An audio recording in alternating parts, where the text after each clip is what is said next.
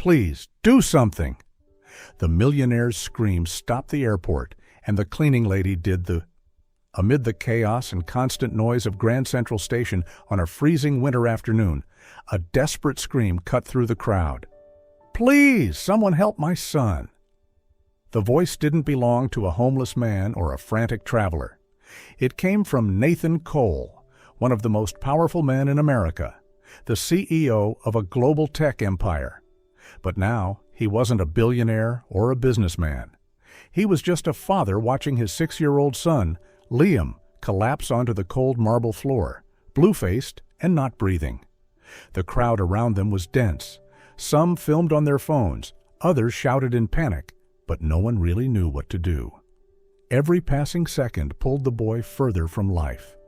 Nathan, on his knees, clutched Liam's tiny frame and sobbed, "Please, someone, please save my son." And then, through the sea of frozen bystanders, a woman stepped forward.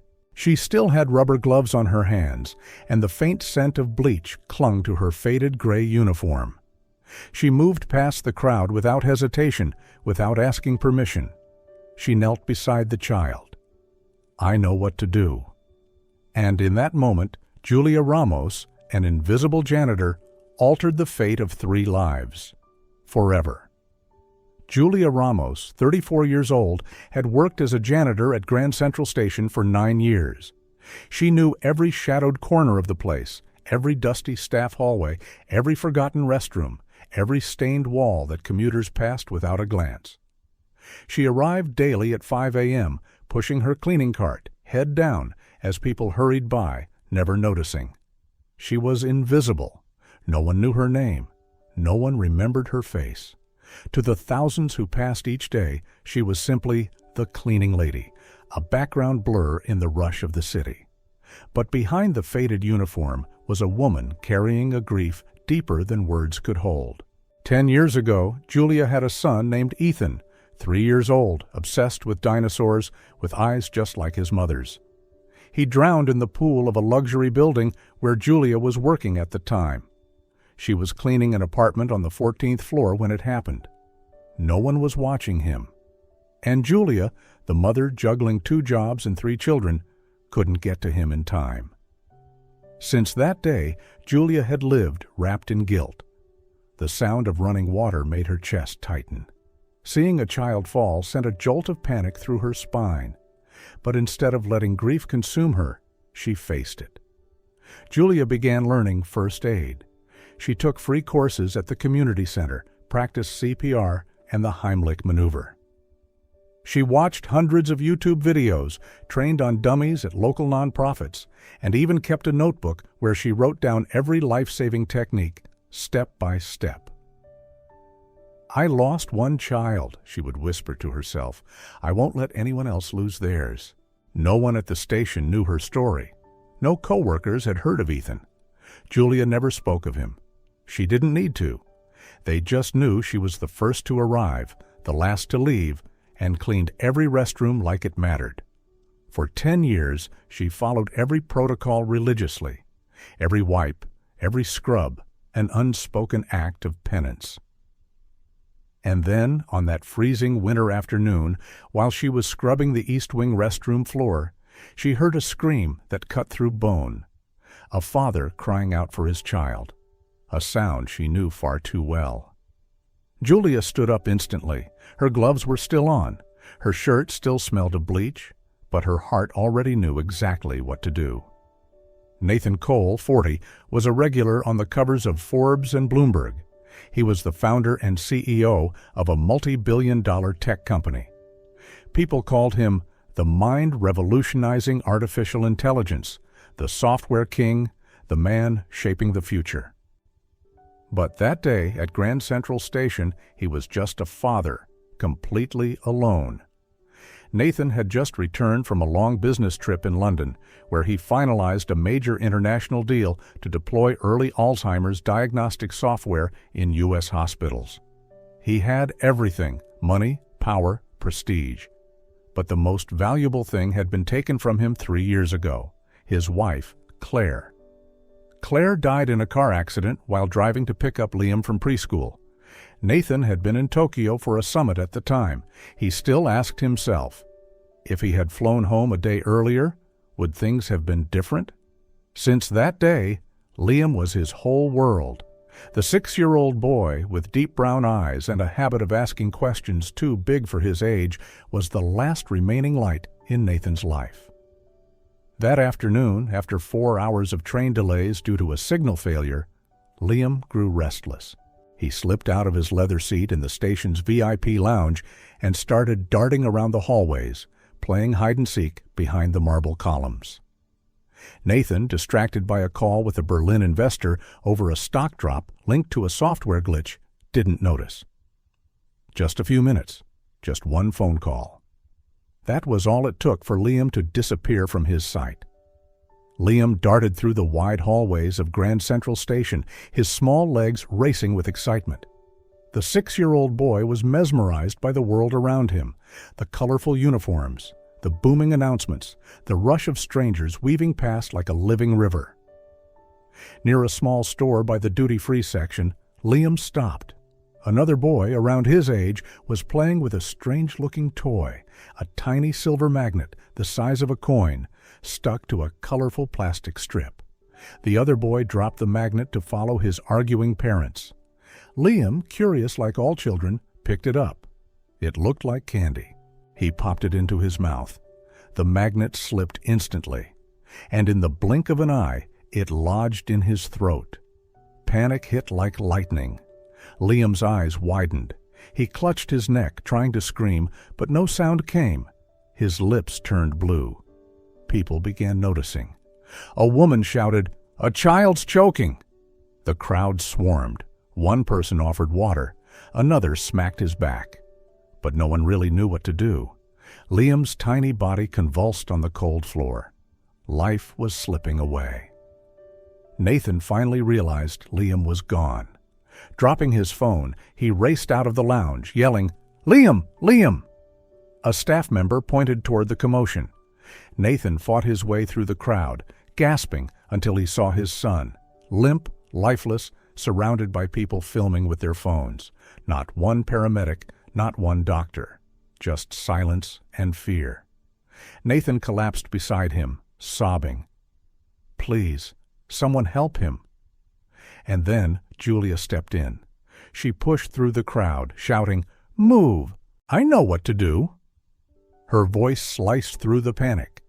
People parted instinctively. Julia dropped to her knees, scanning Liam's condition in seconds. He was blue, not breathing, eyes rolled back. "He's choking," she said calmly. "I'm doing the child Heimlich maneuver." Nathan looked at her, didn't know her, didn't care. This woman was his only hope. "Please, do anything." Julia positioned Liam face down along her forearm, tilting his head downward. With her free hand, she struck his back 5 times, firm, precise, between the shoulder blades. Nothing. A murmur rippled through the crowd. "He's not responding." Julia didn't flinch. She flipped Liam over, placed 2 fingers below his sternum, and pushed 5 times in sharp compressions, her movements practiced, exact. On the 3rd push, the magnet shot out of Liam's mouth, clinking onto the tile floor like a silver bullet. Liam gasped, then coughed, then cried. He was alive. The station erupted. Some people cheered. Others cried. Nathan held his son, clutching him like he'd never let go again.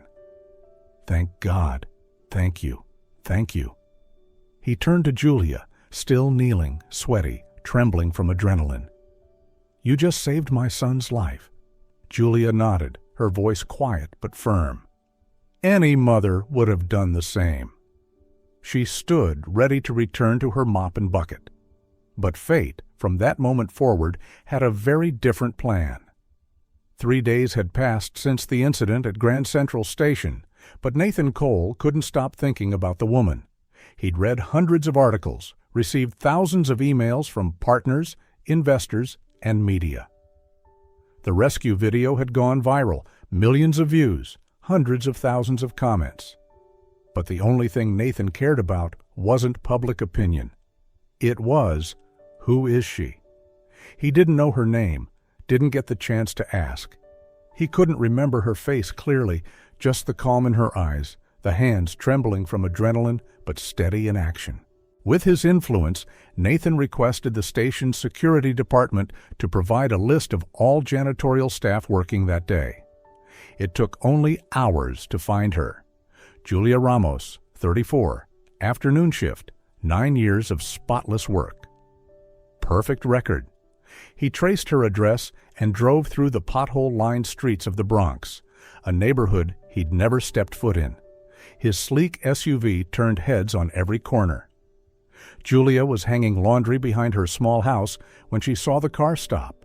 She watched Nathan step out, dressed like he'd walked off a fashion cover. She froze, still holding a clothespin in one hand. "Ms. Julia Ramos?" Nathan called gently as he approached. "I'm Nathan Cole. You saved my son's life." No other explanation was needed. Julia nodded slightly, still stunned that this man, who could probably hire a helicopter to thank her, was standing in her yard, among laundry lines and the scent of detergent. Nathan didn't waste time. "I want to offer you a job." Julia's eyes narrowed, cautious. "I don't want to be on TV or sign anything weird." "It's not that," he shook his head. "Liam, he won't eat, won't sleep. He keeps talking about the lady who saved him. He calls you the Gray Angel." Nathan paused, then continued. "I want you to come live with us, be Liam's personal caregiver, a support figure. The salary would be 15 times what you earn now." 15 times. Julia almost laughed. Surely she misheard. "I'm just a train station janitor. You don't have to repay me with your life." "I'm not repaying you," Nathan said softly. "I'm begging you." The words hit her like a wave. He continued, "My son feels safe with you, and I believe you didn't just save him once. You can help him keep living without fear." Julia glanced around. The rundown house. Her 2 daughters bent over homework beneath a dim yellow light. She had never dared dream of another life. Until now. After Nathan left, Julia sat silently on the old wooden chair in her kitchen, hands tightly clasped together. His offer echoed in her mind, a new job, a different home, a salary she couldn't even imagine. But along with it came a world she'd never stepped into, a world that didn't belong to someone like her. She was scared. Was she fooling herself? Could she really trust a man with so much power? The door creaked softly. Sophie, Julia's eldest daughter, stepped in holding a cup of milk and gently placed it in front of her mother. "I heard," Sophie said quietly. "Mom, this is our chance to change everything." Julia looked up. Her daughter's eyes didn't just hold hope, they held certainty. The dreams of a girl who had never known what comfort really meant. Bella entered too, nodding. "I know you'd never accept anything that wasn't honest, Mom." Inside Julia, something shifted. A small door quietly opened. And just 1 week after that offer, Julia said yes.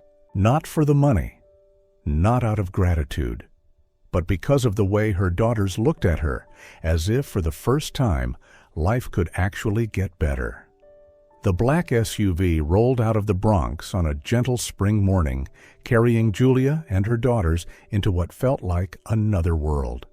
Westchester County, a green, quiet suburb where white fences lined the streets and mansions stood like museums. As the iron gates opened automatically, Sophie whispered, "Mom, this place is bigger than our whole neighborhood." Bella said nothing. She pressed her face to the window, trying to see where the house ended. The Cole estate looked like something from a dream. White stone facade, towering glass windows, and a garden that resembled a private park. Julia stepped out of the car, suddenly aware of every scuff on her shoes, as if each step might leave a mark she couldn't take back. Nathan greeted them at the entrance, wearing a navy polo and jeans, an awkward attempt to seem casual. "Welcome to your new home," he said, opening his arms. The word home sounded so foreign, Sophie glanced at her mother to make sure she'd heard it right. Julia smiled faintly, but her heart was a whirlwind. Inside, the awe only grew. Vaulted ceilings, crystal chandeliers, twin staircases, carpets thick like clouds. The living room alone was larger than their entire old apartment. They were greeted by Mrs. Margaret, the longtime housekeeper. Her eyes scanned Julia from head to toe, not unkind, but unmistakably cold. "I'll walk you through the house rules. We have 12 full-time staff. Everyone has roles and schedules. I expect you to follow protocol." Her tone was polite, but distant. Julia nodded quietly. Her room was right beside Liam's, a spacious suite with its own balcony, soaking tub, and a closet bigger than the family's old kitchen. Her daughters each got their own room for the first time ever. The first dinner felt more like a ritual than a meal. A 20-seat table with only 5 people. Every place setting had 3 types of silverware. Julia watched Nathan closely to copy how he held his glass and cut his food. Sophie and Bella barely touched their plates. Only Liam was himself. "Miss Julia saved my life," he announced suddenly, making every head turn. "She's my gray superhero." The silence lingered, then Nathan smiled. "And now she's someone who'll always be there for you." Julia said nothing. She wasn't used to meals that looked like movie scenes, not used to being silently judged, not used to homes that echoed when no one spoke. Part of her missed the old place, where meals were simple but laughter was rich. But then she looked at Liam, beaming, picking up a piece of fish he used to fear. And she realized, sometimes discomfort is the price you pay for the chance to heal. In those early days, Julia felt like she was walking on thin ice. She learned to tell the fish knife from the steak knife, remembered that house slippers weren't allowed in the dining room, and that breakfast was served at exactly 7:30. Not earlier, not later. Every small misstep was gently corrected by Mrs. Margaret, her tone light as air but cold as stone. Julia never reacted. She took notes mentally, quietly learning, quietly watching, quietly adapting. Meanwhile, Liam grew more attached by the day. At first he called her Miss Julia, then Miss Ju, and one night, while she was reading him a bedtime story, he asked, "Can you be my mommy?" Julia froze. She could only nod, then held him tightly as tears slipped from her eyes before she could stop them. From that night on, Liam called her Mommy Julia, and Nathan began lingering by Liam's door each evening. He always had a reason, checking if Liam was asleep, asking if Julia needed anything. But truthfully, he didn't come to check. He stayed to feel less alone, to hear the stories, the laughter, the sounds he hadn't heard since Claire died. They began talking more in the evenings after Liam had gone to sleep and the house fell quiet. No more polite questions or awkward gratitude. Instead, they shared things they had never said aloud. Nathan spoke about Claire, the wife full of fire and laughter, the woman he lost while chasing the future he thought he was building for them both. Julia spoke about Ethan, the boy who dreamed of being an astronaut, the boy she wasn't there for in his final moments. Between two people from entirely different worlds, pain became the bridge. And as the kitchen light cast soft shadows across their faces, Julia saw something new in Nathan's eyes. Not the look of a grateful father, but the gaze of a lonely man learning to trust someone again. But the world didn't leave them alone. 1 week after Liam's 7th birthday, the first party he had smiled through since his mother's death, the video of Julia saving his life at Grand Central went viral. At first it was praise. An ordinary woman does something extraordinary. A hero in a janitor's uniform? But then the headlines shifted tone. Saved a life and a millionaire's heart? America's most powerful housekeeper. From train station to mansion, Cinderella or calculated move? Julia became a media sensation. Reporters dug into her past, posted photos of her rundown home in the Bronx, wrote about her son's death. One article even mocked personal tragedy or perfect PR for Nathan Cole. TV hosts, podcasts, even TikTokers debated the story. No one asked Julia how she felt. No one cared what Liam thought. They only saw a juicy narrative. Nathan's family began calling. His mother, a polished woman raised in Boston's elite circles, couldn't hide her disdain over the phone. "What are you thinking? Someone like her will never be accepted into our world." Then came the email from the board of directors. "While this is a personal matter, Julia Ramos's public presence is affecting investor confidence and the company's image." Nathan clenched his fists, furious at the injustice, but unable to deny the reality. Investors were rattled. The company's social accounts flooded with criticism. Rumors spread. Will Julia become the billionaire's wife? A fairy tale or a master plan? That evening, Nathan sat in his study, staring at an old family photo, Claire, Liam, and himself, frozen in a smile from another life. Julia entered quietly, holding a cup of tea, like always. "I saw the news," she said softly. He didn't respond. "I'll go." So simple. Yet it cut like a knife. "No, you're not the one at fault." She placed a hand over his, barely a touch. "I'm just not the one who fits." He shook his head, eyes glistening. "I need you. Liam needs you." "You need to protect your company," she whispered, "and I need to protect my dignity." The next morning, Julia left. No suitcase, no goodbye, no tears. Only Liam ran to the door, clung to her, and screamed, "Mommy, Julia, don't go." She couldn't turn around. If she did, she wouldn't be able to walk away. Nathan held his son. Julia, heartbreaking, walked out of the only place she had ever felt like she belonged. A week later, Julia returned to work at a local hospital, mopping floors, changing sheets in the ER. Every night, she turned off the internet, refused to read the news. Sophie and Bella returned to public school. Bella was teased. "Your mom dated a billionaire and got dumped." Sophie said nothing, just held her sister's hand after school. At the Westchester estate, Liam no longer smiled. He refused to eat, wouldn't go outside, and often woke crying for Mommy Julia. Nathan brought in child psychologists. They said, "He's going through a second abandonment, a trauma with no language." Nathan understood, because he had lost her too, not the company, not his reputation, but the first woman who had made his heart feel alive since Claire, and he had let her go. Sometimes, only when we lose something do we realize what was truly worth keeping. Julia returned to her cleaning cart and familiar rubber gloves.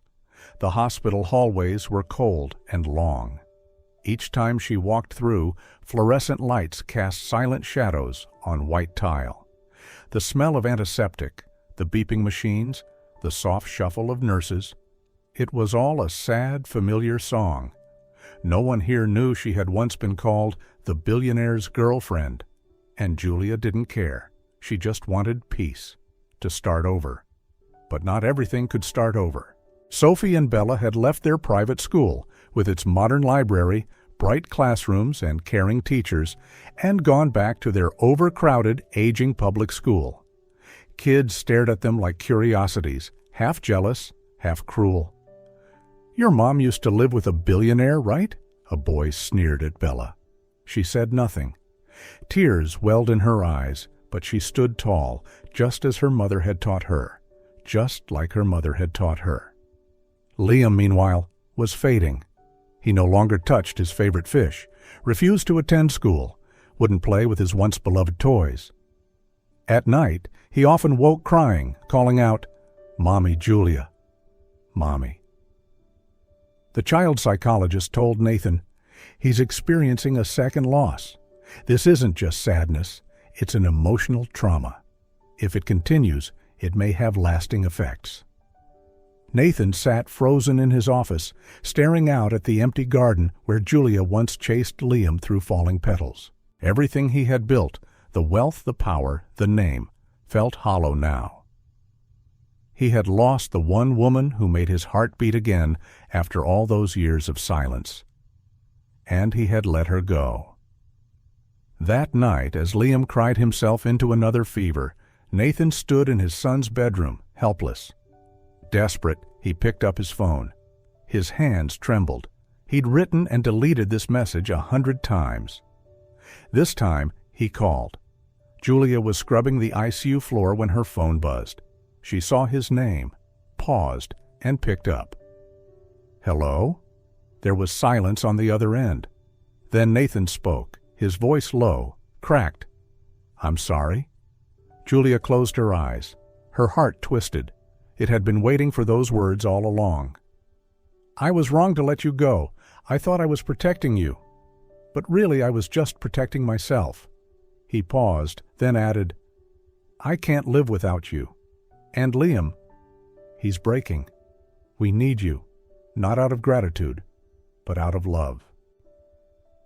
Julia sat down in the nurse's lounge, holding the phone like it might shatter.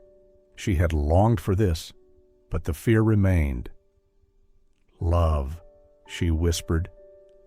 "Is it strong enough to stand against the world, Nathan?" He said nothing for a moment. Then, with a voice steadier than ever, he answered, "No, but if you hold my hand, we can build a new world of our own.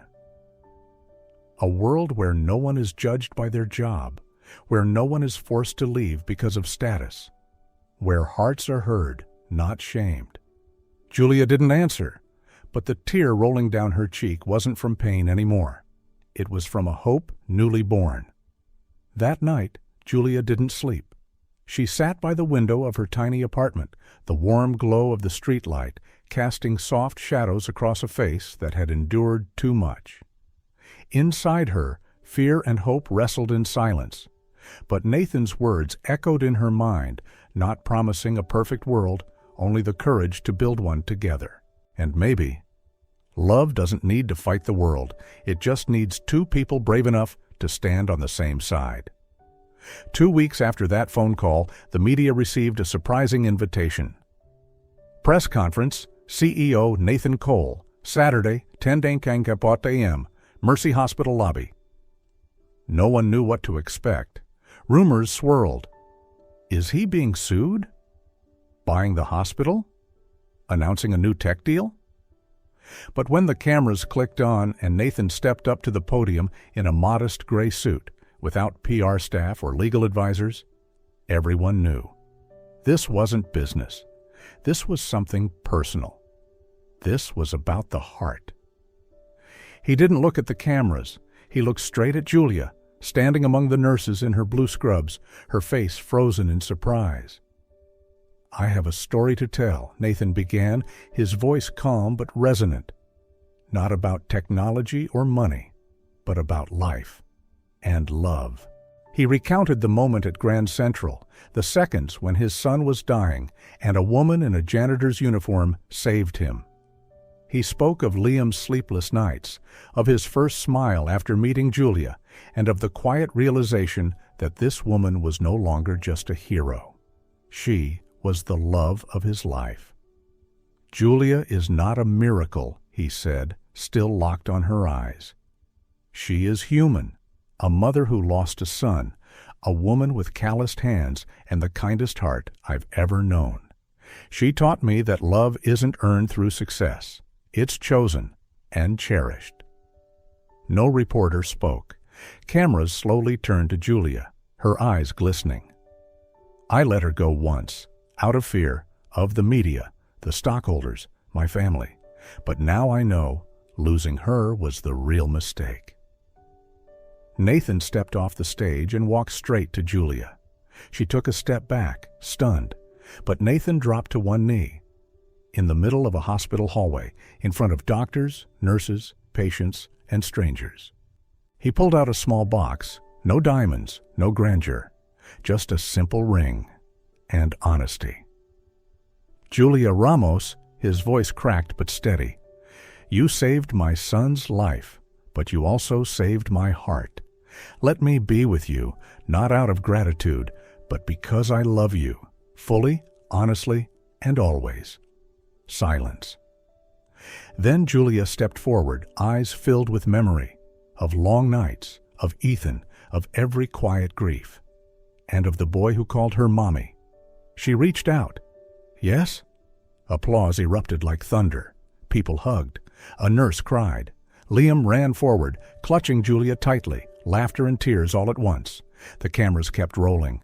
But this time, the story needed no commentary. It had all been said by two people who chose love, in the open, without shame. Love, once sown in the right place, will grow like a green shoot in the wilderness. No need for splendor, no need for perfection. Just sincerity and enough courage to hold each other, even when the whole world has turned its back. After all the misunderstandings, losses, and struggles, Julia and Nathan finally chose the most important thing: family.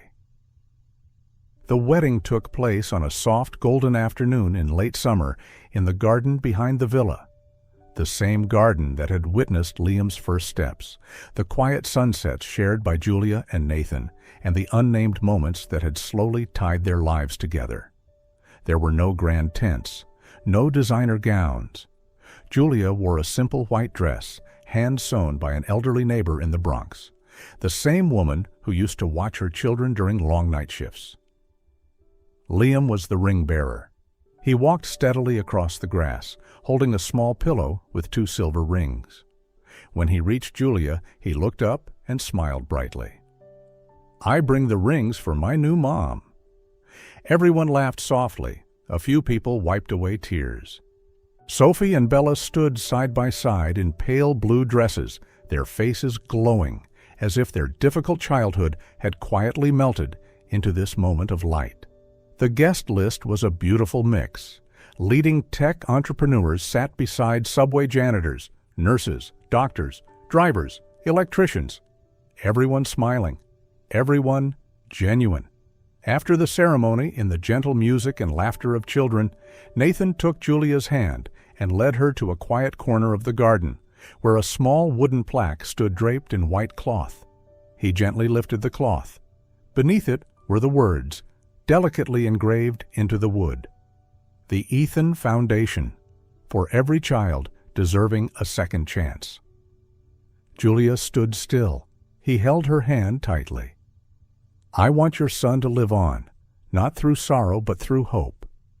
Tears streamed down Julia's face, but this time they were tears of peace. As the sun dipped lower and laughter echoed across the garden, Julia sat on a wooden bench beside Nathan. Sophie, Bella, and Liam were chasing one another under the trees. No more hurt, no more judgment. Just joy, the gentlest kind of music. Julia rested her head on her husband's shoulder, smiling softly. Sometimes, she whispered, saving someone is how you end up saving yourself. Nathan squeezed her hand gently. And in that quiet garden, no one was on the outside anymore. They were a family, not perfect, but complete. Because sometimes destiny isn't made of grand miracles, but of quiet choices made in the face of fear. And a simple hand held tightly in a crowd, never letting go.